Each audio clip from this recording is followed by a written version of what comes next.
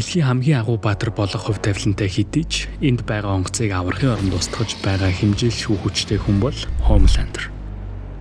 Дэлхийн 2 дугаар дайны үед тухайн цаг үеийнхээ хамгийн хүчрэг баатар Stormfront-ийн DNA дээр суурилан лабораторид бүтээгдсэн түүнийг Clark Kent-ийн адилаар хар гаригаас дэлхийд унсан гэж олон нийтэд зарласнаар The Boys сурлын Superman Homelander-ын түүх эхэлсэн билээ. My name's Homelander. I'm not here to hurt anyone. Уламжлалт супербаатрын дүрийг эвдэж эрх мэдэл, хяналтгүй асар их хүч хэрхэн хүнийг өөрчилж болохыг энэхүү цувралд тод томруунаар харуулдаг.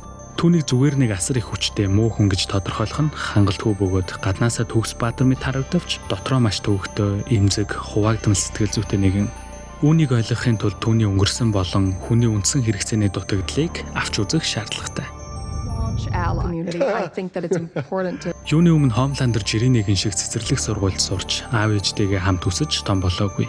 Түүнийг WOW International гэх аврах корпорацийн лабораторид Compound V гэх ээлжийн тусламжтай бүтээсэн.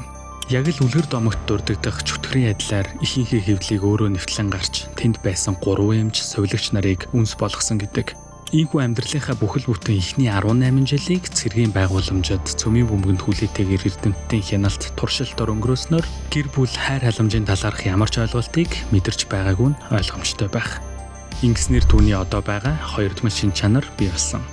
Нэг талаас өөрийгөө бүхнээс дээгүр гэж бодох нарциссист, эмпати дутмаг, харгас ширүүн зан чанар, харин нөгөө талаас хайр халамж, итгэлийг огтхонч мэдэрч чадаагүйгээс үүдэн багахан итгэл хүлээн зөвшөөрлийг хүсэх хоосон сул дорой байдал. It's because deep down there's a part of you that is still human. No. Үүнээс хүн бүрийн нүдэнд шууд тусаж харагддаг нь өөрийгөө онцгой, төгс оршихуй гэж үзэх нарциссист шин чанар юм. Энэхүү зан байдлын төлөв нь бусдаас хит их бараг л байнгын анхаарал, магтаалыг шаардаж нөгөө талдаа багахан шүүмжийг ч хүлээн авах чадваргүйгээр өөрийгөө онцгой гэж итгэх үзэл санаа юм. Цувралын ихэнд үнийг маш тодор харуулдаг. You guys, you are the real heroes. Өөрийнхөө хамгийн ихээр сонсхийг хүссэн үгсийг туслахаар очисон хүн бүртээ хэлдэгч яг үндэ түүнд өөртний нүг хамгийн хэрэгтэй байж таардаг шүү дээ. I'm stronger. I'm smarter. I'm better. You're not the real heroes. I'm the real hero. Түүнийг дагах өөр нэгэн айдиал, үзэл санаа бол хамгийн хүчрхэг нь байж оройд нь бусдыг дагуулна гэдэг бол ганцаардал. Бие махбод болоод оюун ухааны хувьд хүрээлэн борчноос хит илүү байх нь ганцаардал гэх энэхүү үзэл санааг бид өөр бүтээлүүдээс их бага хэмжээгээр цөөнгүй харсан. Гэсэн ч манай Суперменийн хувьд энэхүү ганцаардлыг улам илүү гүн гүнзгий болгож байгаа зүйл нь саяын дурдсан түүний эмпати дутмаг байдлаас үүдэлтэй тогтворгүй аюултай зааран шин. Shut up!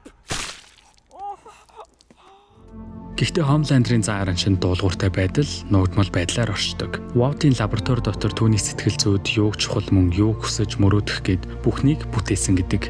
Үүнийг нь ч өнгөрсөн бүлэгт багаас нь үсгсэн асрагч нь хүлээн зөвшөөрдөг шүү дээ. Хэдий одоо бүх зүйлийг өөрийн сонголтоор хийх боломжтой ч олон нийтийн өмнөх төгс баатрын дүрийг бүтээж гол нь өөрөө түүндээ нийцгийг хичээж байгаа нь энэхүү дүрийг улирал ирэх бүрт хавцлын ирмэг рүү түлхэж эцсийн тесрэлт галзуурал руу нь ойртуулж байгаа мэт.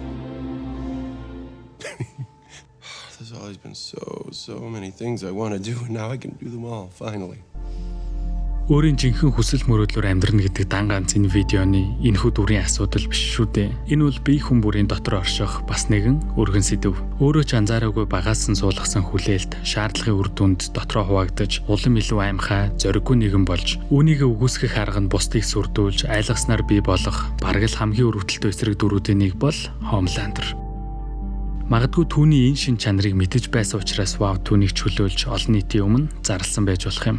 Анх бүтээгдэхдээ бүр маш төгс, аимшигтай эсрэг дүр байж болохоор байсан ч түүнийг супер баатар болгосноор өөрөө ч мэдлэгүйгээр дотроо тэмцэлдэх энэхүү дайн тун удахгүй дуусах болно. Харин та энэхүү дүрийг юу гэж тодорхойлох вэ?